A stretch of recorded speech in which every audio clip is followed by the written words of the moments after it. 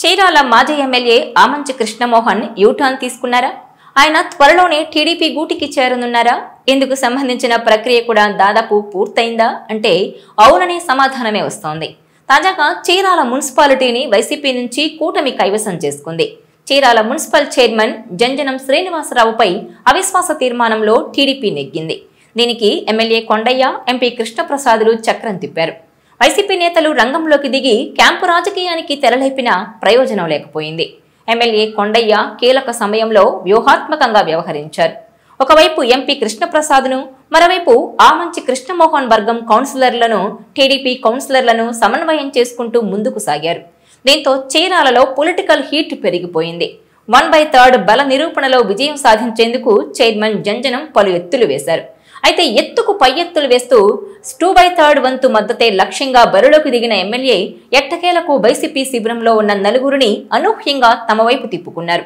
MP Krishnaprasad, MLA Kondaiah ఓట్లతో పాటు ఆమంచి వర్గం 5 కౌన్సిలర్లతో కలుపుకొని 26 ఓట్లతో అవిశ్వాసంలో నెగ్గారు. అలాగే వైస్ చైర్మన్ బొనిగల జైసన్ బాబుకు 27 మంది కౌన్సిలర్లు అవిశ్వాసం తెలిపారు. దీంతో టీడీపీ శిబిరం విజయం దక్కించుకుంది.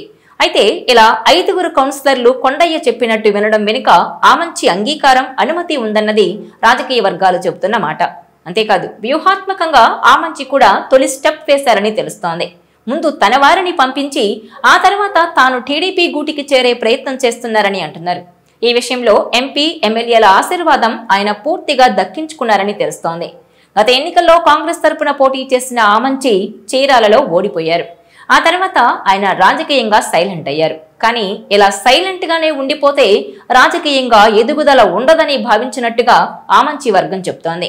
దీంతో టీడీపీ వైపు చూస్తున్నారని సమాచారం. ఇందులో భాగంగానే తొలుత తన వర్గం కౌన్సిలర్లుగా ఉన్న 5 సైకిల్ ఎక్కించారని రాజకీయ విశ్లేషకులు సైతం చెబుతున్నారు. దీంతో టీడీపీ చీరాలను దక్కించుకోవడంలో ఆమంచి కీలక రోల్ పోషించారు.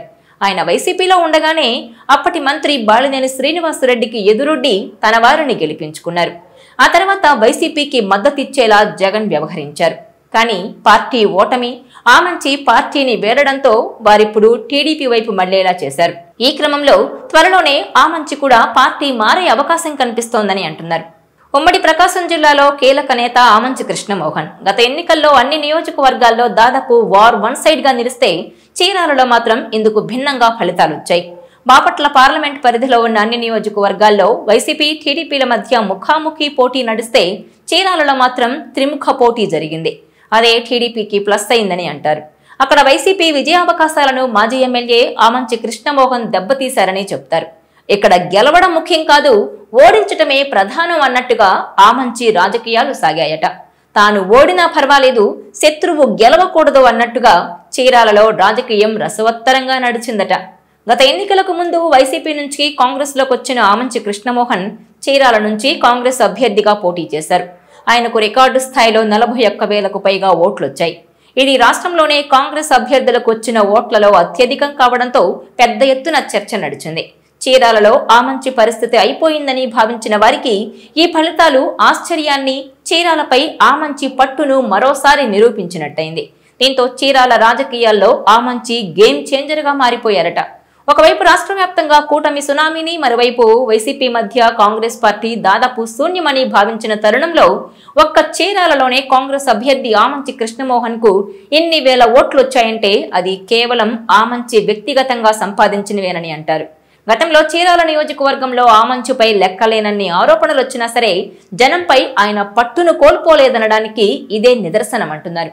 ఇక తాజాగా చీరాల మున్సిపాలిటీ టీడీపీ కైవసం చేసుకోవడంలోనూ ఆమంచి వర్గం కీలకంగా వ్యవహరించింది. ఈ నేపథ్యంలో ఆమంచి కృష్ణమోహన్ త్వరలో సైకిల్ ఎక్కుతారన్న ప్రచారం నడుస్తోంది. ఈ వీడియో మీకు నచ్చినట్లయితే please share, like and subscribe R24 Telugu.